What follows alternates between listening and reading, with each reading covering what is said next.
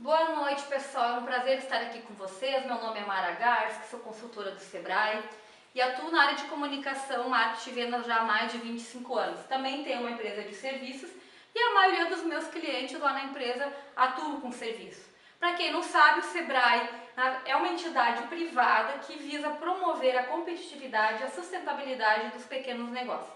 E como especialista em pequenos negócios, oferece cursos, seminários, consultorias em todos os setores e em todo o Brasil.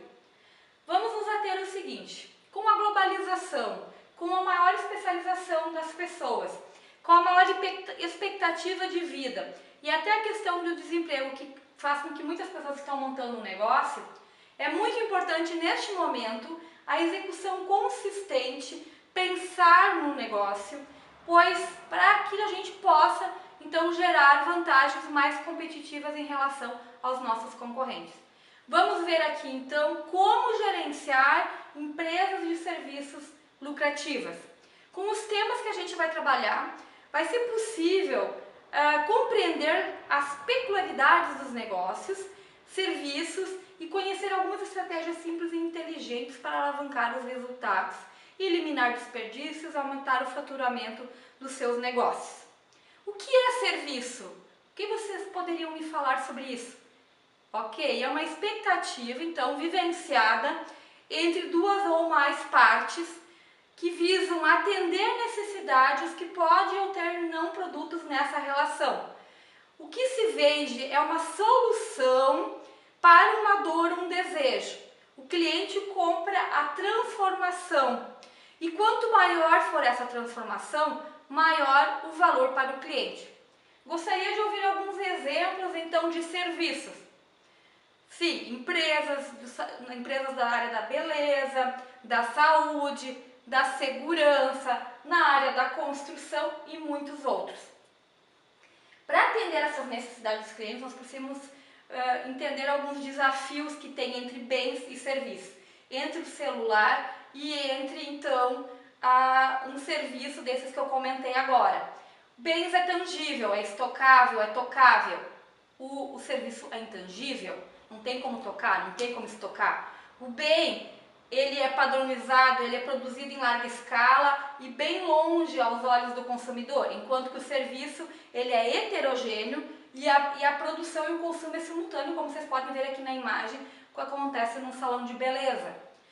O serviço depende muito da mão de obra e tem poucas possibilidades de automatizar ele depende muito realmente de mim, da pessoa que executa. Como então definir os preços dos meus serviços? Ver o que o mercado está cobrando, né, os profissionais, as empresas similares, o valor para o cliente e também, né, o custo operacional da minha empresa, o custo do meu serviço. E como o cliente avalia o valor do serviço? Nós temos atributos de procura, que são fáceis de comparar, como comprar um celular, um carro, um ar-condicionado. Nós temos o atributo de experiência, que tem uma dificuldade média de comparação, né? Como é a questão de um restaurante, de um salão de beleza, que é uma relação média de comparação. E nós temos os atributos, então, de confiança, que é difícil de comparar, como a educação, né? Confiar na escola que você está colocando o seu filho para estudar, como uma cirurgia que demanda um valor alto e a gente, na verdade, não sabe exatamente como aquele profissional vai executar aquele serviço. Para serviços precisamos experimentar para confiar. Por isso, os consumidores confiam muito mais na propaganda boca a boca, né? E também na qualidade, na imagem, nas pessoas que nos recebem, que nos atendem. O que a gente pode fazer então, né, para a gente conseguir vender melhor o serviço e ter o maior valor do cliente? Apostar na qualidade, é promover o melhor serviço.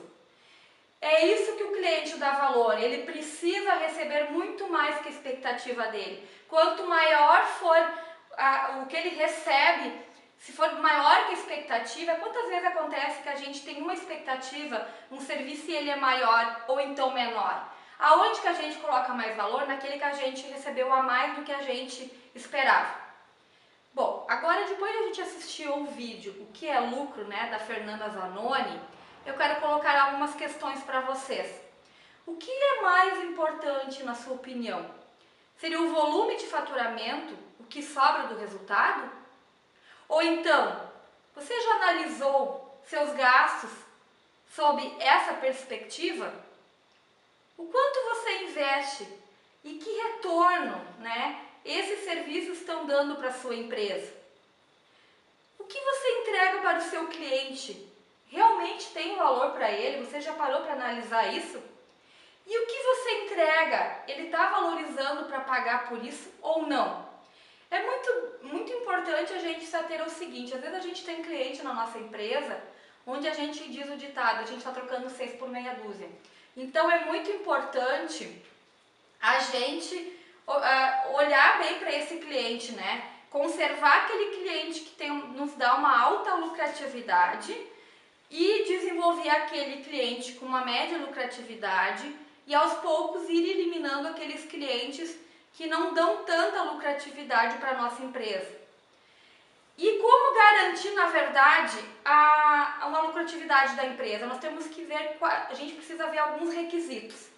Recursos, né? Que é o caixa, o patrimônio da minha empresa e o resultado. Clientes. Ver bem essa questão da comunicação e marketing, como eu estou trabalhando, e os clientes, o persona, aquele cliente que realmente eu quero atingir.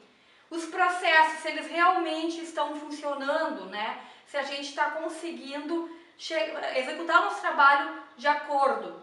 E pessoas, se elas estão recrutadas e treinadas bem para que possam entregar o melhor serviço, vestir a camiseta da minha empresa.